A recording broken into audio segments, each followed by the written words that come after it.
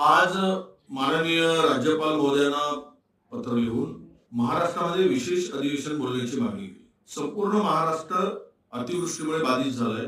जवळपास 50 लाख हेक्टर जमीन ही उद्ध्वस्त झाली, शेती उद्ध्वस्त झाली, पिकं उद्ध्वस्त झाली आणि सरकार कुठलीही मदत करायला तयार नाही. निकष लावण्यामध्ये आणि खोटी आश्वासनं देण्यामध्ये सरकार व्यस्त आहे. शेतकऱ्यांच्या घरांचं नुकसान झालं, जनावरांचं नुकसान झालं, जमिनी खरडून गेल्या आणि सोयाबीन, कापूस, मका, टोमॅटो, कांदा, फळबागा हे सगळे वाहून गेले. त्यामुळे शेतकरी फार चिंतित आहे. अशा स्थितीमध्ये या सगळ्या संकटावर चर्चा होणे आवश्यक आहे.